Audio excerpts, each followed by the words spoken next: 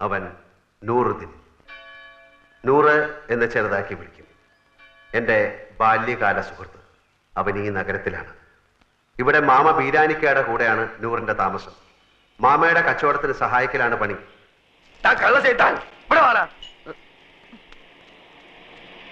എന്താ മാമ?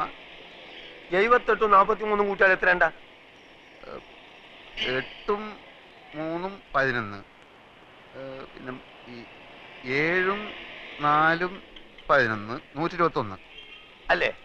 ഇതെത്ര? അത് 111.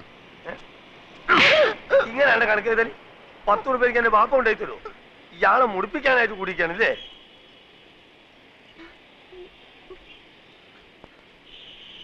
ഈ എന്താണ്ട് കുന്തം മുണിക്കമായിരിക്കണേ? അന്റെ മൂന്ന കാണാനല്ലേ എരപ്പ ഈ ആൾക്കാർ വന്നിക്കണേ? പോയി പണി കള്ള ലക്ഷണം കേട്ടോ.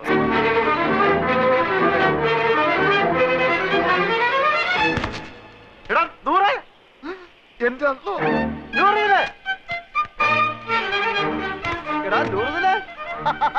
എനിക്കറിയാം നീ സ്റ്റേഷനിൽ വന്ന കാണും തിരക്കിനിടപെട്ട് വട്ടം കറക്കിണ്ടാവുന്ന. ഞാനും നിന്നെ പരിധി എവിടെ കാണാൻ? നിന്റെ ഈ മുടിഞ്ഞ കട കണ്ടുപിടിക്കാൻ ഞാൻ എവിടെയൊക്കെ അന്വേഷിച്ച്. നീ നിങ്ങൾക്ക് കുടിക്കാൻ എന്ത് ജ്യൂസാ വേണ്ടിയത്?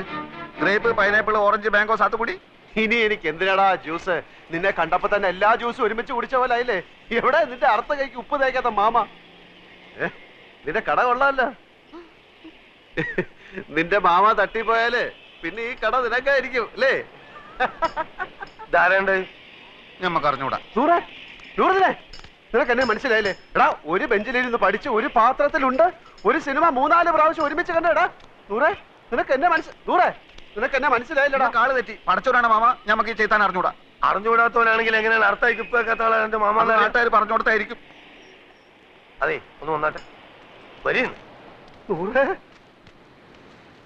അതെ, ഈ ചെക്കന്റെ പേര് 100 എന്നാണ് ആൾക്കാരെ പറഞ്ഞത്. അതാരെങ്കിലും പറഞ്ഞു തരണോ? ഇമാരി മുമ്പിലായക്കാരെ ഞാൻ ദിവസേന കാണുന്നുണ്ട്. ഞാൻ അങ്ങനത്തെ ആളൊന്നുമല്ല. ഇതൊക്കെ ചോദിക്കാൻ നിങ്ങളാരാ? നിന്റെ പേര് എനിക്ക് ആരും പറഞ്ഞു തന്നില്ലേ? നിങ്ങളുടെ പേര് പറഞ്ഞിട്ട് എനിക്ക് എന്ത് കാര്യം? കാര്യം തന്നെ എനിക്ക് പറയുമ്പോ കേക്കാം. നീ ഇപ്പൊ പറഞ്ഞില്ലേ അർത്ഥമായിക്ക് ഇപ്പൊക്കാത്തൊരു മാമനെ പറ്റി? ആ മാമാണ് ഈ മാമ. അയ്യോ മാമ, സോറി മാമ, ഞാൻ അങ്ങനെ ഉദ്ദേശിച്ചൊന്നും പറഞ്ഞല്ല. ഞാൻ ചുമ്മാ പറഞ്ഞതാ മാമ. നിർത്തണം നമുക്ക്. ഈ എന്താ നമ്മളെ മാമാന്ന് വിളിക്കണേ? എന്റെ അമ്മ എന്താ നമ്മളെ പെങ്ങളച്ചാ? ഇല്ലാത്ത പരിചയം കാട്ടി ഓരോരോ ഹമാറുകൾ വലിഞ്ഞു കയറും കേരളക്കാരെ പറയിപ്പിക്കാൻ. മേലാൽ എന്റെ പൂടിയന്റെ ചുറ്റുവട്ടത്തിൽ എങ്ങാനും കണ്ടാൽ എന്റെ കാൽ അടിച്ചിട്ട് ഞാൻ എൽഷേപ്പാക്കും. ആ പോ പോ ഇങ്ങോട്ട് പോ കളവേ.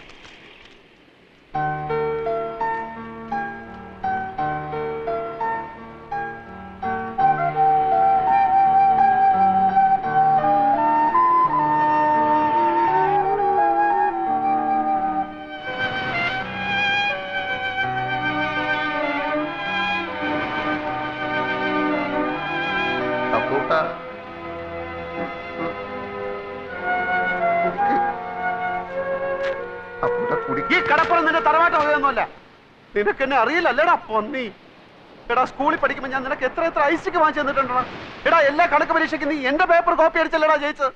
എടാ, 8ാം ക്ലാസ്സിൽ പഠിക്കുമ്പോ ഹൈമാവതിയുടെ ചോറ് കട്ട് നിന്നതിനെ നിന്നെ സ്കൂളിൽ സസ്പെൻഡ് ചെയ്തപ്പോ ഞാനല്ലേടാ കുറ്റം ഏറ്റെടുത്ത് നിന്നെ രക്ഷിച്ചത്? പറയടാ. കഴിഞ്ഞ എന്ത് കഴിഞ്ഞാന്ന്? പറഞ്ഞു കഴിഞ്ഞോന്ന്. കഴിഞ്ഞെങ്കിൽ ഞമ്മക്കും ചിലത് പറയാനുണ്ട്. എനിക്ക് കേൾക്കണ്ട. എന്നാ ചെവി പൊത്തിക്കള. പലിശക്ക് പണം കൊടുക്കുന്ന മാമാന്റെ ആട്ടും തുപ്പ് സഹിച്ചിട്ട് നമ്മളിവിടെ കയ്യ. എന്തിന്? മൈമുനേനെ മറ്റാരും തട്ടിക്കൊണ്ടുപോവാതിരിക്കാൻ വേണ്ടി. ശമ്പളം ഇല്ല, നല്ലൊരു ഷഡ്ഡി വാങ്ങാനുള്ള പൈസ പോലും അയാൾ തരില്ല. സഹിക്കുക. അങ്ങനെ ഇരിക്കുമ്പോൾ കഴിഞ്ഞ കൊല്ലം നാട്ടിൽ നിന്നൊരു പഹയം വന്ന് ചാടി. നമ്മളെ കോയിക്കലെ മൊയ്തൂക്കാന്റെ മോൻ ഖാലിദ്. നമ്മളെ കൊണ്ടാവും പോലെ അവനെ നമ്മൾ സൽക്കരിച്ച് ഒടുക്കം മാമാന്റെ കയ്യിൽ നിന്ന് 500 റുപ്യ വാങ്ങിയിട്ട് മുങ്ങിക്കളഞ്ഞു. അതിനുശേഷം നമ്മളെ കൂട്ടുകാരനാന്ന് പറഞ്ഞിട്ട് ആര് വന്നാലും മാമാന്റെ അടി ഞമ്മക്ക. ആ ഒറ്റ കാരണം കൊണ്ടാണ് അപ്പൊ കുട്ട അറിയാത്ത പോലെ നമ്മൾ ആക്ട് ചെയ്തത്.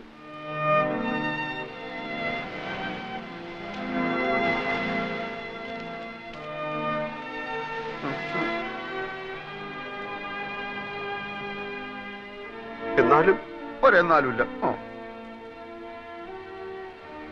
എന്റെ ഈ വിഷമം മാറണമെങ്കിൽ നീ എനിക്ക് ചില സഹായങ്ങൾ ചെയ്തു തരണം. പടച്ചോനെ, എന്ത് സഹായം? അച്ഛന്റെ കേസിന്റെ കാര്യം ഞാൻ എഴുതിയിരുന്നല്ലോ. പെൻഷൻ വരെ അവർ പിടിച്ചു വെച്ചു. ഇളയ പെങ്ങളാണെങ്കിൽ മെഡിസിൻ 3-ാം വർഷമാണ്. കേസും ഫീസും ചെലവും നടത്തി ഒരു വഴിയാധാരത്തിന്റെ വക്കിലാണ് ഞാൻ. വീട് വിൽക്കാൻ നോക്കിയപ്പോൾ ഇവിടുത്തെ അളിയെ സമ്മതിക്കുന്നില്ല. നാട്ടിൽ ചെന്ന കടക്കാരെല്ലാം കൂടെ എന്നെ എടുത്തിട്ടിരിക്കുന്നു. ഈ അവസ്ഥയിൽ എനിക്ക് എന്ത് സഹായമാണ് വേണ്ടതെന്ന് നിനക്ക് ഊഹിച്ചൂടെ? ഊഹിക്കാം. ആദ്യം കിടക്കാനൊരു സ്ഥലം, അതെ, പിന്നെ ഒരു പണി. അതെ, രണ്ടും നടക്കൂല. നൂറേ. മോനെ അപ്പക്കുട്ടാ, നമ്മൾ തലയായിക്ക് നേടിയാന്ന് അറിയാം നിനക്ക്? ഇത് അങ്ങോട്ട് നോക്ക്. ആ ജ്യൂസ് കടയുടെ പിന്നിലൊരു മറയുണ്ട്, അവിടെയുള്ളൊരു ബെഞ്ചിലാ. നല്ല വീതിയുള്ള ബെഞ്ചാണോ? ബെഞ്ചിന് വീതി ഉണ്ടോ ഇല്ലയോ എന്നുള്ളതല്ല പ്രശ്നം. പകൽ നേരത്ത് മാമ വരുമ്പോ എന്നെ അവിടെ കാണില്ല, എന്നെ അവിടെ കാണില്ല.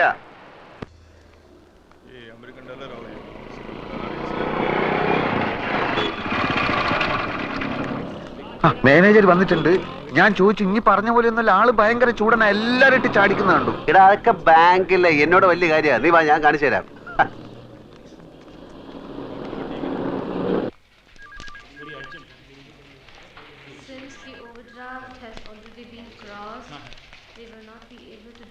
ഉച്ചക്ക് ഞാൻ വരില്ല. ഇവിടെ കഴിച്ചോളാന്ന്. ഇവിടെ നേരത്തെ ഇരുന്ന മാനേജർ ഒരു സർദാർജി മൊത്തം കുളമാക്കിട്ട് പോയിരിക്കാണ്. വേണ്ടെന്ന് പറഞ്ഞില്ലേ? സാറ് പുതുതായിട്ട് വന്നാണല്ലേ? നേരത്തെ ഇരുന്ന സിംഗ് സാറിനെ എനിക്കറിയാം. സാറിന് പൂ എടുത്തോണ്ട് പോണോ? പൂ എനിക്ക് അലർജിയാ.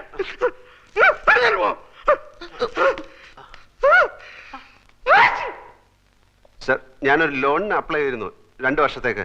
ഒരു കടയെടുത്തിട്ട് വരാമെങ്കിൽ ഉടനെ ലോൺ തരാമെന്ന് പറഞ്ഞു. സിംഗ് മാനേജർ. അയാളല്ലേ പറഞ്ഞത്? ഞാൻ പറഞ്ഞിട്ടല്ലോ, അയാള് പോയി. ഞാൻ ആർക്കും ലോൺ കൊടുക്കാറില്ല. സാർ അങ്ങനെ പറയരുത്. 1.25 ലക്ഷം റുപ്യ ഇരട്ടി പലിശക്ക വാങ്ങിയത് ഇവനേതാ? എന്റെ സുഹൃത്താണ്. ഇവൻ ആദ്യം പിടിച്ച് പുറത്താക്കെ. ഇവനെ കണ്ടപ്പോഴേ എനിക്ക് അലർജി അറിയാം. പിടിച്ച് പുറത്താക്കെ. സോപ്പിട്ടിട്ട് വരാം. സർ, സർ, എന്താ തന്റെ പേര്? അപ്പുക്കുട്ടൻ. ആപ്ലിക്കേഷനിൽ ജി അപ്പുക്കുട്ടൻ നായർ ചേരയിലെന്നാണ്. സാറിന്റെ പേരെന്താണ്? ഇയാളുടെ കൂടെ പോയി തന്റെ ആപ്ലിക്കേഷൻ തിരിച്ചു മേടിച്ചോണ്ട് പോയിക്കോളൂ. സാർ, ഞാനൊരു മലയാളിയാണ് സാർ. അതുകൊണ്ട് തന്നെ തരില്ലെന്ന് ഉറപ്പിച്ചത്. മലയാളിയിൽ നിന്ന് കേട്ടാ എനിക്ക് അലർജിയാ. സാർ, ഞാൻ ആത്മഹത്യ ചെയ്യും സാർ. ലോക ചരിത്രത്തിൽ ഇന്ന് വരെ ബാങ്ക് ലോൺ കിട്ടാത്തതിന്റെ പേരിൽ ഒരാൾ ആത്മഹത്യയായിട്ട് ഞാൻ കേട്ടിട്ടില്ല. ആ കണ്ടിട്ട് താഴത്തോളൂ. Please get out. Sir, please പിടിച്ച് പുറത്താക്കണോ? Sir, please sir. പറയുന്നു. രാവിലെ ഞാൻ ഓരോരുത്തമ്മ കെട്ടിയെടുത്തോളൂ. പൂവും കായും അവന്റെ. ഇനി നമ്മൾ എന്ത് ചെയ്യണം? നമ്മളോ? എനിക്കെന്താ കുഴപ്പം? 2000 റുപ്യന്റെ പണി, മോട്ടോർ സൈക്കിള്, താമസിക്കാൻ സ്ഥലം എല്ലാം ഉണ്ടല്ലോ. ഞമ്മക്കെന്താ ഉള്ളത്? മാമയും പോയി, മൈമുനയും പോയി, കയ്യിലാണെങ്കിൽ കാശില്ല. പടച്ചോനെ കണ്ണിലിരുട്ട് കയറുന്നത് പോലെ തോന്നുന്നു. അത് സന്ധ്യയാവാൻ പോകുന്നോണ്ട് തോന്നുന്നായിരിക്കും. എന്ത് ഇരുട്ട്? അപ്പൊ നെഞ്ചിൽ കത്തിക്കൊണ്ടിരിക്കുന്ന തീയ. എടാ, എന്റെ അവസ്ഥ ഒന്ന് ആലോചിച്ച് നോക്ക്. ഒരു പൂവെടുത്ത് ചെവിയിൽ വെച്ചിട്ട് റോഡിൽ കൂടി ഒന്ന് ഓടിയാലോ എന്ന് ആലോചിച്ചിരിക്കുകയാണ് ഞാൻ. ഓ, എന്തൊക്കെ ബഹളങ്ങളായിരുന്നു. 3000 ഇവിടെ, 5000 അവിടെ, 25,000 രൂപന്റെ പാപ്പനും. നമ്മളൊന്നും പറയുന്നില്ല. നീ കൂടുതൽ വർത്താനൊന്നും പറയണ്ട. നിന്റെ അത്യാഗ്രഹം കൊണ്ടാ കിട്ടാനുള്ളതും കൂടെ കിട്ടാതെ പോയത്. ബാദുഷയുടെ സ്വപ്നം. എടാ, സ്വപ്നം കാണുന്നതിന് ചില അതിരൊക്കെ ഉണ്ട്. ദൈവത്തിന് അർക്കാത്തൊന്നും സ്വപ്നത്തിൽ കാണാൻ പാടില്ല. പട്ടിണി പണ്ടാരം ബാദുഷയുടെ സ്വപ്നം കാണുന്നു. അതെന്നാ കിട്ടാനുള്ളത് കൂടെ ഇല്ലാതായി പോയത്.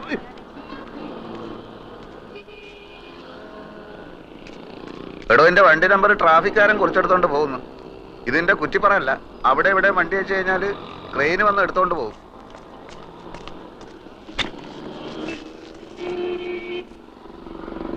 ബാങ്ക് മാനേജർ മാറിയത് എന്റെ കുഴപ്പം കൊണ്ടാണോടാ എന്ന് നമ്മൾ പറഞ്ഞ? പിന്നെ നീ എന്റെ ഉമ്മയ്ക്കും പാപ്പയ്ക്കൊക്കെ പറഞ്ഞത് ഏത് കെയറോഫില്? ഇന്നെ സഹായിക്കാൻ വന്നിട്ടില്ലേ നമ്മൾ ഈ ഗതിയിലായത്? നിനക്ക് ജ്യൂസ് കട തുടങ്ങാനുള്ള അതിമോഹം കൊണ്ടല്ലടാ നീ എന്നെ സഹായിക്കാൻ വന്നത്. നേരപ്പേ ഏതായാലും ഇങ്ങനെയൊക്കെ ആയി.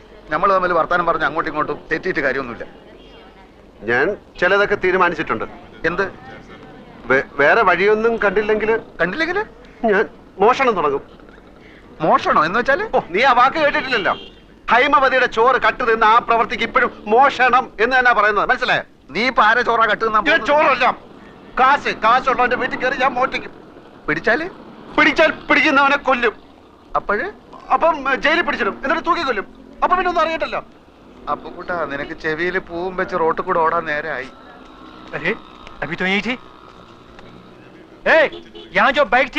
അതെടുത്ത് അപ്പുറത്ത് മാറ്റി വെച്ചിട്ടുണ്ട്. മാസം അടയ്ക്കാനുള്ള കാശ് അടയ്ക്കാത്തോണ്ട് മാർവാടി ബൈക്ക് എടുക്കാൻ ചട്ടമ്പികളെ വെച്ചിരിക്കുകയാണ്.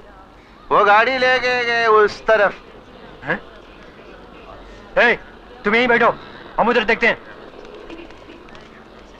അവന്മാർക്ക് നിന്നെ കണ്ടിട്ട് മനസ്സിലായില്ല. മാർവാടിയല്ലേ എന്നെ കണ്ടിട്ടുള്ളൂ, ചട്ടമ്പികൾ എന്നെ കണ്ടിട്ടില്ലല്ലോ. തൽക്കാലം ബൈക്ക് വിട്ടിരിക്കട്ടെ, നമുക്ക് പിന്നെ എടുക്കാൻ.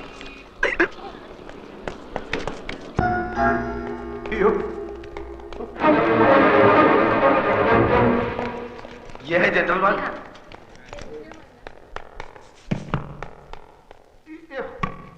अरे अरे आप अंदर नहीं जा सकते भाई साहब, ये ऑपरेशन थिएटर है। अरे मैं आपकी तकलीफ अच्छी तरह समझता हूँ, सर्जन अभी आते ही होंगे, उनका मेजर ऑपरेशन करना पड़ेगा, उसके लिए 2-3 घंटे लगेंगे। आप बैठिए। He is very upset. Don't allow him to go out, okay? Yes, doctor. Actually, myself Yes, and my I friend understand. coming You just auto hold rickshaw. it. ये आपका बैग है ना? No. इसे अपने पास ही रखिए। No. എമർജൻസി സർജറി എന്ന് പറഞ്ഞ് ഹോസ്പിറ്റലിൽ വന്നപ്പോഴാണ് എനിക്ക് ആളെ മനസ്സിലായത്. ആ അല്പം സീരിയസാ. വേണ്ട വേണ്ട, വർമ്മ സാറിനോട് ഇപ്പൊ പറയണ്ട, ഇവിടെ വരട്ടെ. എന്നിട്ടാവാ ഹസ്ബൻഡ് ഇവിടെ ഉണ്ട്, ഞാൻ കണ്ടില്ല. ആ വെളുപ്പിനുള്ള ഫ്ലൈറ്റിനല്ലേ എല്ലാവരും വരില്ലേ? അതാ നല്ലത്. ആ ഓക്കെ.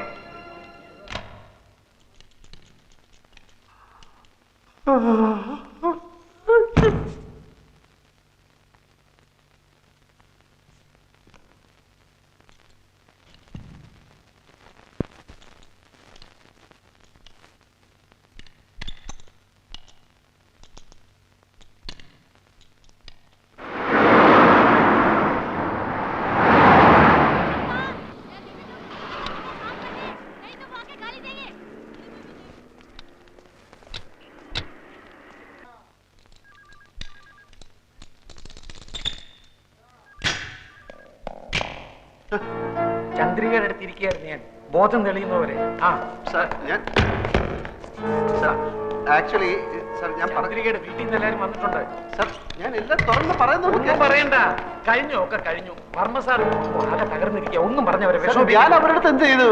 ഞാൻ പറയുന്നൊന്ന് കേൾക്കണം സാർ. കുഴപ്പമില്ല, എല്ലാം ഞാൻ അവരോട് പറഞ്ഞു കഴിഞ്ഞു. ആൽഫി ഒന്ന് കാണണമെന്ന് പറഞ്ഞിരിക്കുക.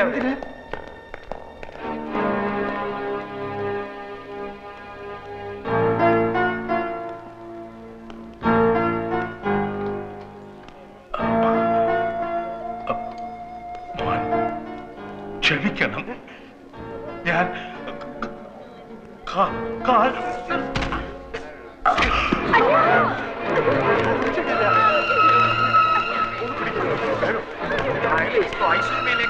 ഓക്സിജൻ തന്നെ.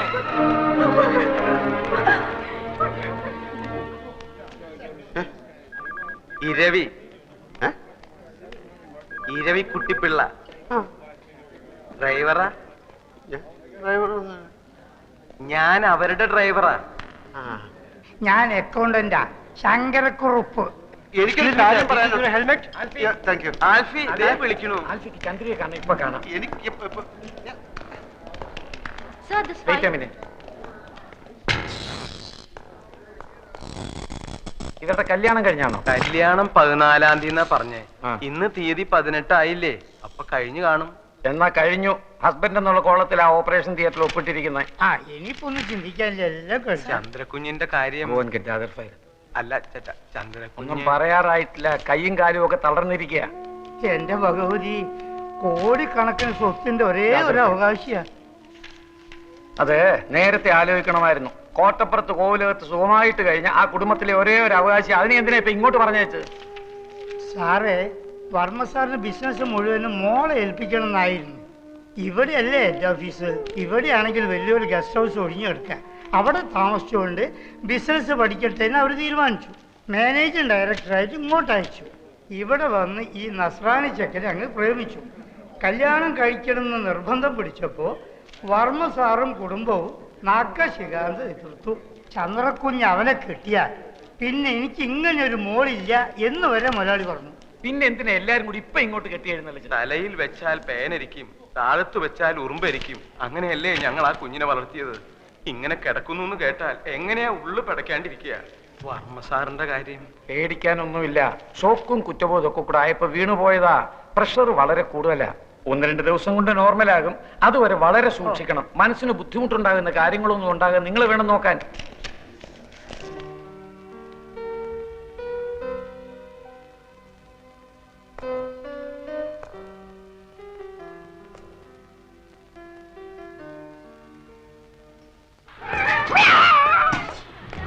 आज मैं इस दिल्ली को नहीं छोड़ूंगी। वो रोज आके धूप पी जाती है। എവിടെയായിരുന്നു ഇന്നലെ രാത്രി മുഴുവൻ? ഇന്നലെ രാത്രി പാതി ചത്തൊരു ശവത്തിനെ നാട്ടുകാരെല്ലാം കൂടെ എന്നെ മടിയോട്ട് വെച്ച് തന്നില്ലേ? അവളെ താങ്ങി പിടിച്ചോണ്ട് ഞാൻ ആശുപത്രിയിലോട്ട് ചെന്നു. അവിടെ കുറെ പണ്ടാരങ്ങൾ എന്നെ പിടിച്ച് വലിച്ച് ആശുപത്രിയിലോട്ട് കയറ്റി.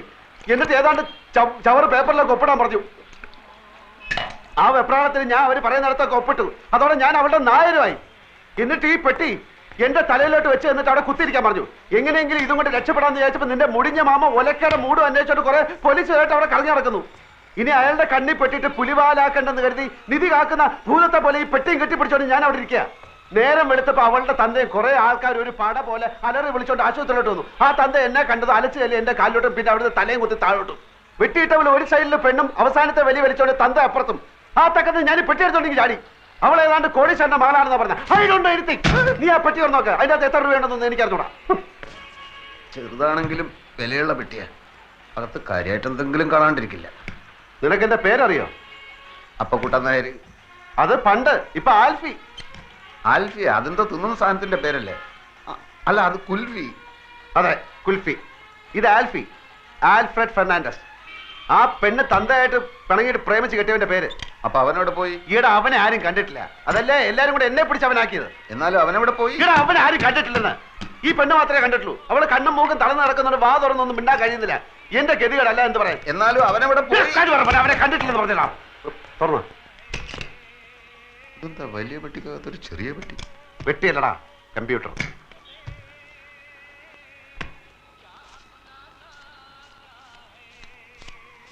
എത്രയുണ്ട്? 1100 പിന്നെ 20. അത്രേ ഉള്ളൂ? നിന്റെ അത്യാവശ്യം കണ്ടപ്പോ ഞാൻ വിചാരിച്ചു അത്രയെങ്കിലും ഉണ്ടല്ലോ. അപ്പോ ചേട്ടനാ ഇരിക്കണം ഇരിക്കണം. ഇനി താൻ അങ്ങനെ എന്നെ ഇരുത്താൻ നോക്കണ്ട. 2-3 മാസം വാടക കുടിശ്ശിയുണ്ട്. ഇനി അവധിയില്ല. ഇപ്പൊ ഇറങ്ങണം. ഇത് കണ്ട 2 മാസം വാടകയുണ്ട്. ഇത് അങ്ങോട്ട് കൊണ്ട് തരാതിരിക്കായിരുന്നു. അടുത്ത ഞാൻ 2-3 ദിവസം കൊണ്ട് തരാം. ഞാൻ 3-4 ദിവസം വീട്ടിൽ കൊണ്ട് തരാം. 2 ദിവസം കഴിഞ്ഞ് 2-3 ദിവസം വീട്ടിൽ കൊണ്ട് തരാം. ആ ശരി. വാടാ. അത് പോയി. ദേ ചെക്കും ബാങ്കിന്റെ ബുക്കും. എവിടെ?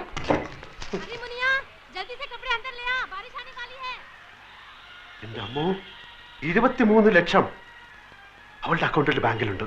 പടച്ചോനെ, 23 ലക്ഷം. ചെക്ക് ബുക്ക് ഉണ്ട്, നമുക്ക് എഴുതി എടുക്കാം. എഴുതി അങ്ങോട്ട് കൊടുത്ത ഉടനെ കാശ് എടുത്തു തരാൻ നിന്റെ പാപ്പ അവിടെ മാനേരാ? ഒരു വസ്തു അറിഞ്ഞൂടാ. ഇവിടെ അവള് ചെക്കിൽ ഒപ്പിടണം. മണ്ട മുത്തപ്പ. ഓളും ബാപ്പയും മയ്യത്താവുന്നല്ലേ ഇനി പറഞ്ഞത്? രണ്ടിന്റെ കിടപ്പ് കണ്ടിട്ട് കാറ്റ് പോണ ലക്ഷണമാണ്. അങ്ങനെ കാറ്റ് പോയാ പിന്നെ 23 ലക്ഷം ആർക്കാ? ഓളെ പുയ്യാപ്പിളക്ക് എന്ന് വെച്ചാ നിനക്ക്. അപ്പൊ ഒറിജിനൽ ആൽഫി വരും, ലക്ഷവും കിട്ടൂല, ആൽമാറാട്ടത്തിന്റെ പേരിൽ കേസാവും. ഞാനില്ല. ഞാൻ സത്യം തുറന്നു പറയാൻ പോവാ. അങ്ങനെ തുറന്ന് പറയാൻ വരട്ടെ. നമുക്ക് ആശുപത്രിയിൽ പോയിട്ട് നന്നായിട്ട് എല്ലാ കാര്യങ്ങളും ഒന്ന് വിസ്തരിച്ച് മനസ്സിലാക്കാം. എന്നിട്ട് മതി സത്യം തുറന്നു പറയാൻ. ഞാൻ സത്യം തുറന്നു പറയാൻ പോവാ. മോഷണം, ജയില്, തൂക്കുമരം, ഇതൊക്കെയാണ് ഇപ്പൊ നമ്മുടെ മുമ്പിൽ തെളിഞ്ഞു നിൽക്കുന്ന വഴികൾ. വേറെ ഏതെങ്കിലും ഒരു വഴി കൂടി ഒന്ന് ശ്രമിച്ചു നോക്കുന്നതിൽ എന്താ കുഴപ്പം? വേറെ ഏതെങ്കിലും ഒരു വഴി കൂടി ഒന്ന് ശ്രമിച്ചു നോക്കുന്നതിൽ എന്താ കുഴപ്പം? ആ വഴി കൂടെ പോയിട്ട് നമ്മൾ ബന്ധപ്പെടുന്ന ഈ വഴിയിലാണെങ്കിൽ പിന്നെ നമ്മൾ ഏത് വഴിയിലായി പോവും?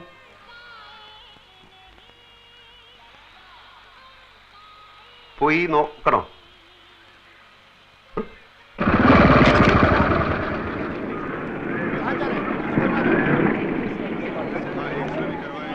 ഈ ബൈക്ക് പിടിക്കാൻ നടക്കുന്ന മാർവാടികളുടെ ഗുണ്ടകൾ വല്ലതും ഉണ്ടോ എന്ന് ഇല്ല. കാലത്ത് നീ വരുന്നതിന് കുറച്ച് മുമ്പ് നിന്നെ അന്വേഷിച്ച അവന്മാർ മുറിയിൽ വന്നിരുന്നു. ഞാൻ പറഞ്ഞു നീ ഇപ്പൊ അവിടെയല്ലേ താമസം. നീ എന്താ പറയാത്ത? നീ എന്താ ചോദിക്കാൻ? കണ്ട കോളിന് കുറെ കാലം കിടക്കണ്ടതാ. ആരെയും വെറുപ്പിക്കണ്ട. ബാഗിനകത്ത് മൂടി വെക്കാനല്ല, കാശും തന്ന് തന്നെ കണക്കപ്പിള്ള എന്ന് പറഞ്ഞ് ഇവിടെ കുത്തിർത്തിരിക്കണേ. ആവശ്യത്തിന് കൊടുക്കാനാ. ഇവിടുത്തെ പണിക്കാരെ ആരെന്ത് ചോദിച്ചാലും അത് അങ്ങോട്ട് കൊടുക്കുക. അയ്യോ, എവിടേക്കാ പോണേന്ന് വെച്ചാ പറഞ്ഞിട്ട് പോണ്ടേ. ഫോൺ നമ്പറും ഇല്ല, അഡ്രസ്സും ഇല്ല. എന്താ കാര്യം? വർമ്മ സാറ് ബോധം വന്നപ്പോ മുതൽ നിലവിളിക്കുക, ആൽഫി. ഞാനിപ്പോ അതിനെന്ത് ചെയ്യണം? ഒരച്ഛന്റെ വിഷമം മനസ്സിലാക്കണം. പറയുന്നത് കേൾക്കല്ലാതെ മറിച്ചൊന്നും പറഞ്ഞ് അങ്ങേരെ വിഷമിപ്പിക്കരുത്. ഞാൻ മോന് പുണ്യം കിട്ടും. വാ വാ.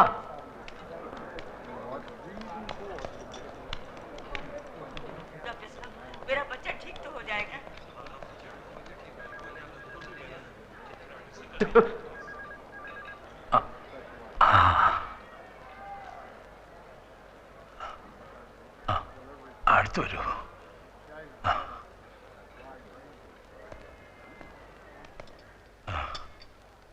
കണ്ണേ പൊന്നേന്ന് പറഞ്ഞു വളർത്തിയ കുഞ്ഞാണ്.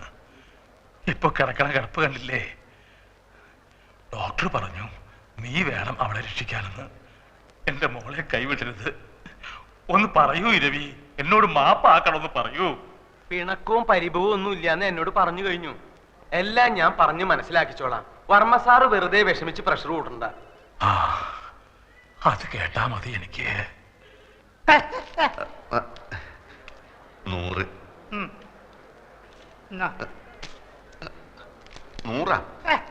എടോ ഇത് ആദ്യം പറഞ്ഞോളൂ 200 100 100 100 100 200 300 എത്ര വേണമെങ്കിലും തരാം. പിന്നെ അവിടെ ചെന്ന് കിട്ടിയില്ല എന്ന് കംപ്ലൈന്റ് പറഞ്ഞു. നന്ദി വേണടാ, നന്ദി. എനിക്ക് ചില കാര്യങ്ങൾ അറിയാനുണ്ടായിരുന്നു. എന്ത് കാര്യം? നീ എന്താടാ ഒന്നും മിണ്ടാത്തത്? നീ പടച്ചോനെ കണ്ടിട്ടുണ്ടാ? ഇല്ല, കണ്ടിരുന്നെങ്കിൽ ഒന്ന് ചോദിക്കായിരുന്നു, എന്തിനാ ഇങ്ങനെ എന്നെ പടച്ചു വിട്ടതെന്ന്. എന്നാ പടച്ചോനെ ഞമ്മള് കണ്ടിട്ടുണ്ട്. എവിടെ വെച്ച്? പലയിടത്തും വെച്ച്, പല രൂപത്തിൽ. ഒരിക്കല് ബസ്സിൽ ടിക്കറ്റ് എടുക്കാൻ 20 പൈസ കുറവായപ്പോ സ്കൂളിൽ പഠിപ്പിച്ച പണിക്കര മാഷ രൂപത്തിൽ വന്ന് 20 പൈസ തന്ന്. പിന്നൊരിക്കൽ എടപ്പള്ളി പെരുന്നാളിന് കാശില്ലാണ്ട് വിശന്ന് വലഞ്ഞപ്പോ ഒരു ദുബായിക്കാരന്റെ രൂപത്തിൽ വന്ന് ബിരിയാണി വാങ്ങി തന്നു. അങ്ങനെ കഷ്ടപ്പെടുന്ന നമ്മളെ മുമ്പിൽ പല രൂപത്തിലാണ് പടച്ചോൻ വരിക. ഇപ്പൊ ഈ ചന്ദ്ര എന്ന് പറയുന്ന പെണ്ണിന്റെ രൂപത്തിലാണ് വന്നിരിക്കുന്നത് എന്ന് വെച്ചോളി. ഞമ്മള് പാതി പടച്ചോൻ പാതി എന്നാ. പടച്ചോന്റെ പാതി പടച്ചോൻ ചെയ്തു, ഞമ്മളെ പാതി ഞമ്മള് ചെയ്യണം. നീ ചെകുത്താനെ കണ്ടിട്ടുണ്ടാ? ഉണ്ടല്ലോ ഞമ്മളെ മാമ. അതൊക്കെ കുഞ്ഞ് ചെകുത്താൻ, വലിയ മലയിടത്തില ഉള്ളതുണ്ട്. അതായിട്ടായിരിക്കും ചിലപ്പോ ഒറിജിനൽ ആൽഫി വരുന്നത്. അപ്പൊ പടച്ചോനും കാണൂല, ആരും കാണൂല. ഞാൻ ഒറ്റയ്ക്ക് കൈയും കാലും ഇട്ട് അടിക്കേണ്ടി വരും. ഓരോ പുലിവാലും കൊണ്ടുവന്നിരിക്കുന്നു. ഒരു കാര്യം ഇനി മറക്കല്ലേ, ആകെ മുങ്ങി നിൽക്കുക നമ്മള്. 100, എനിക്ക് ആ പെങ്കൊച്ചിന്റെ കിടപ്പ് കണ്ടിട്ട് തട്ടിപ്പ് കാണിക്കാൻ തോന്നുന്നില്ല. ഓ, അതാണെന്ന് എനിക്ക് വിഷമം. നാട്ടിൽ കിടന്ന് കഷ്ടപ്പെടുന്ന നിന്റെ അച്ഛനെയും പെങ്ങളെ ആലോചിച്ചിട്ട് എനിക്ക് വിഷമില്ല. എപ്പോഴോ കുറെ ഐസ് മുട്ടായി വാങ്ങിച്ചു തന്നൊന്നും പറഞ്ഞിട്ട് അതിന്റെ നന്ദി കാണിക്കാൻ വേണ്ടി നിന്റെ പിന്നാലെ ഇറങ്ങി തിരിച്ച എന്റെ ഇപ്പോഴത്തെ സ്ഥിതി ആലോചിച്ചിട്ട് എനിക്ക് വിഷമമില്ല. എങ്ങാണ്ടെന്നോ വന്ന ഒരു പൂത്ത കാശുകാരി പെണ്ണിന്റെ കിടപ്പ് കണ്ടപ്പോ നിന്റെ ചങ്ക് നൊന്തുവല്ലേ? നമ്മളെ പെണ്ണിനെയും മാമാനെയും പറ്റിച്ചപ്പോ ഇല്ലാതിരുന്ന നിന്റെ ഈ വിഷമം ഇപ്പൊ നമ്മളെ കാണിക്കാനുള്ളതല്ലേ? 23 ലക്ഷം ഒറ്റക്കടിച്ച് മുങ്ങാനുള്ള പരിപാടിയാണെങ്കിൽ അത് പറഞ്ഞാൽ മതി. എനിക്കിന്റെ കാശ് വേണ്ട. നീ വലിയ പണക്കാരനാവുമ്പോ മാമേന്റെ പൈസ കൊടുത്തില്ലെങ്കിൽ ആ പാവം മൈമുനേന്റെ 3000 രൂപയെങ്കിലും കൊടുത്തേക്കണം. എനിക്ക് അവളെ കിട്ടിയിട്ടില്ലെങ്കിൽ സാരമില്ല. ആ പാവത്തിനെ പറ്റിച്ചാൽ നീ ഒരു കാലത്തും കുടം പിടിക്കില്ല. ഞാനും നീയായിട്ട് ഇനി ഒരു ബന്ധവുമില്ല.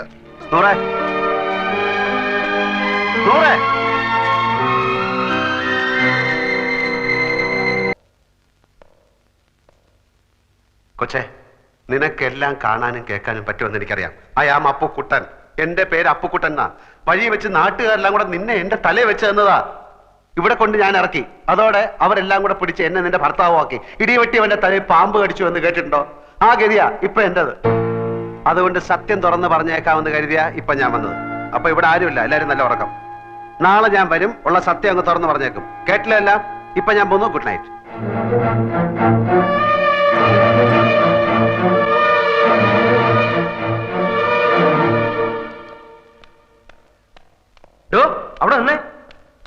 അവിടെ നിന്നേ.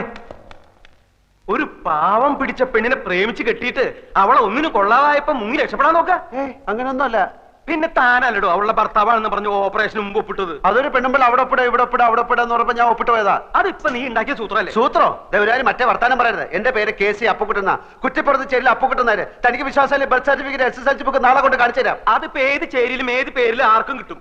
എന്നാ ഒരു കാര്യം ചെയ്യും, അവന്റെ പേരെന്താ? Alfred Fernandez. ഒരു കല്ലാസ് ഉണ്ടാക്കിയിട്ട് താനാ അവളെ കെട്ടിയെന്ന് പറ. പോയി പണി നോക്കണോ? നീക്കണോ പോണോ?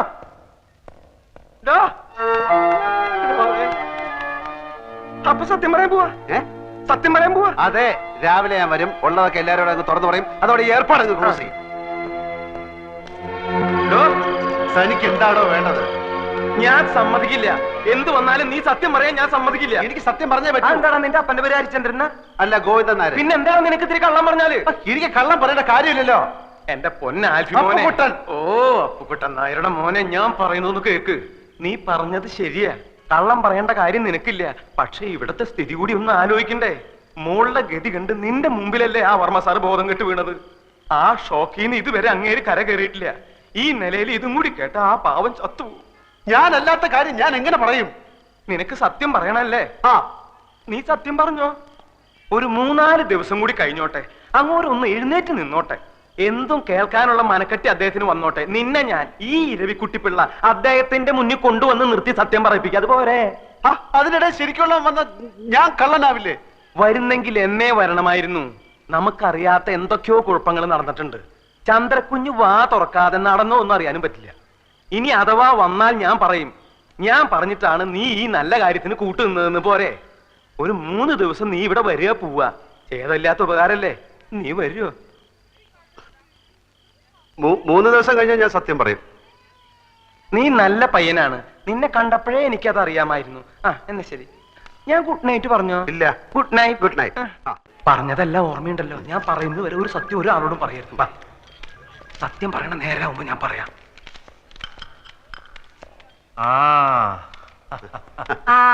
ആൽഫി വന്നോന്ന് അനിയൻ അന്വേഷിക്കായിരുന്നു. നല്ല ചായ ഉണ്ട്, വീട്ടിൽ നിന്ന് കൊണ്ടുവന്നാ. നമ്മുടെ സ്റ്റേറ്റിലെ ചായപ്പൊടിയാ. ആൽഫിക്ക് ഇവരെ ആരെയും പരിചയമില്ലല്ലോ. ഇത് എന്റെ മൂത്ത പെങ്ങളാ.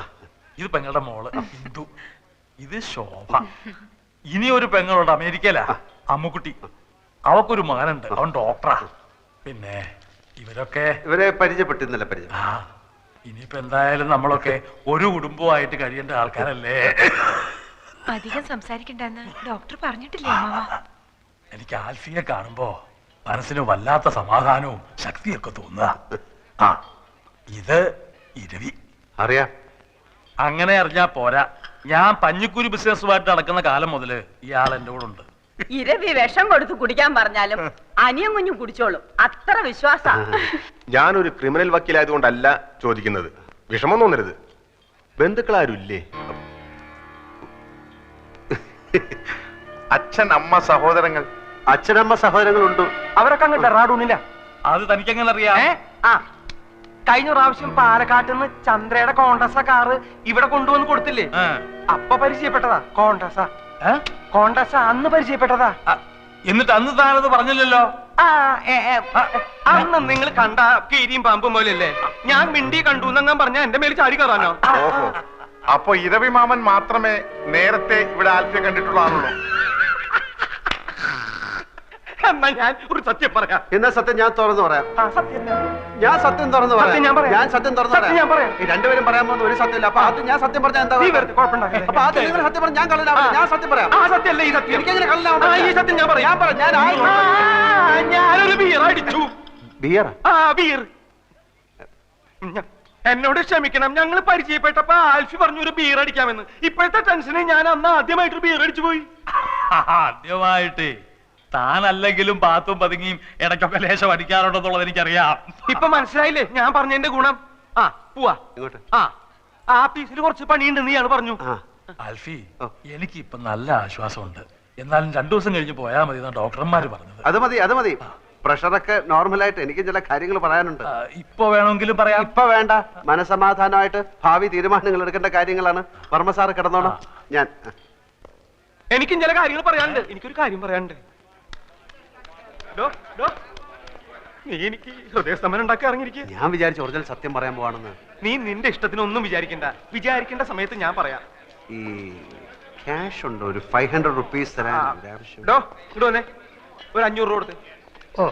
അല്ല, ഇതിപ്പോ ആരെ കണക്കിലാ എഴുതേണ്ടത്? അത് നിന്റെ അമ്മായി അമ്മയുടെ പ്രസവത്തിന് പലഹാരം ഉണ്ടാക്കി കൊണ്ടുപോയ കണക്കിൽ അങ്ങ് എഴുതിയാ മതി. നീ കിന്നാരം ഒന്നും പറയണ്ട, പറയണത് അത് കേട്ടാ മതി.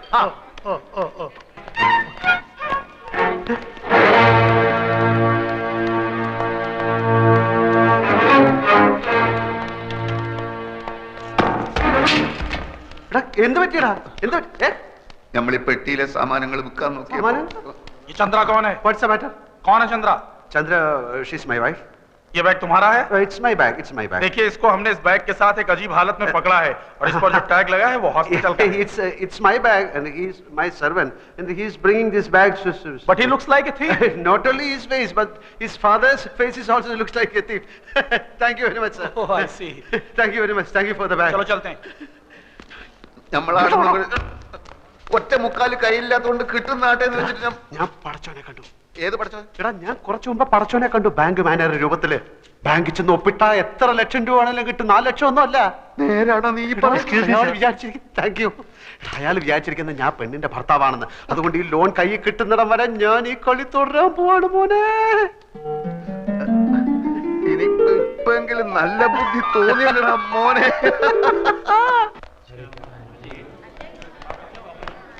ഞാൻ കാത്തു നിൽക്കുകയായിരുന്നു. വർമ്മ സാർ ഉഷാറായി. ഡോക്ടർ ചെക്ക് ചെയ്തിട്ട് ആളിപ്പോ ഇരുമ്പ് പോലെ ഉണ്ടെന്ന് പറഞ്ഞു. അത് നന്നായി. മൂപ്പർക്ക് വിഷമാവുമെങ്കിലും ഇനിയിപ്പോ ഉള്ള സത്യം പറയാൻ മടിക്കണ്ട. നമുക്ക് ഇപ്പൊ തന്നെ പറയാം അല്ലേ? എന്ത്? താൻ ആൽഫിയല്ല അപ്പുക്കുട്ടനാണ് ചന്ദ്രകുഞ്ഞിന്റെ ഭർത്താവല്ലാന്ന്. എനിക്ക് വയ്യ. അതെന്താ? എനിക്ക് വയ്യേ. അതെന്താന്നാ ഞാൻ എനിക്ക് വയ്യ. അത് തന്നെ. അപ്പൊ എന്താടാ നിന്റെ ഉദ്ദേശം? ഉദ്ദേശം പിന്നെ പറയാം. ഞാനാണ് ആൽഫി, ചന്ദ്രയുടെ ഭർത്താവ്. അത്രയും മനസ്സിലായോ? 14-ാം തീയതി ഞങ്ങൾ രജിസ്റ്റർ കച്ചേരിയിൽ വെച്ച് കല്യാണം കഴിച്ചു. തൽക്കാലം ഇതൊന്നും മാറ്റി പറയാൻ സൗകര്യമില്ല. അത് തന്നെ.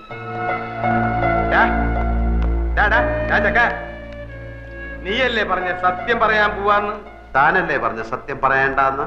അതപ്പോ. എന്നാ ഇതിപ്പോ.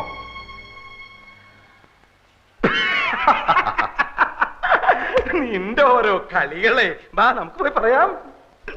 താൻ എന്താ കിടക്കുന്നത്? അപ്പൊ നീ പറയില്ല അല്ലേ? ഇല്ല. വേണ്ടടാ, നീ പറയണ്ട. നീ ആൽഫിയല്ല കൂൽഫിയല്ല ഒരു തേങ്ങയല്ല അപ്പുക്കുട്ടൻ എന്ന് പറഞ്ഞൊരു ഫ്രോഡാണെന്ന് ഞാനിപ്പോ പോയി പറയും. കോട്ടശ്ശേരി തറവാട്ടിലെ ഉപ്പും ചോറും തിന്ന് വളർന്നവനായി ഞാൻ നിന്നെ പോലൊരു പെരട്ട നാറിയെ അവിടെ കയറി നിരങ്ങാൻ ഞാൻ സമ്മതിക്കില്ലടാ. നീ എന്താ കളിക്കുക?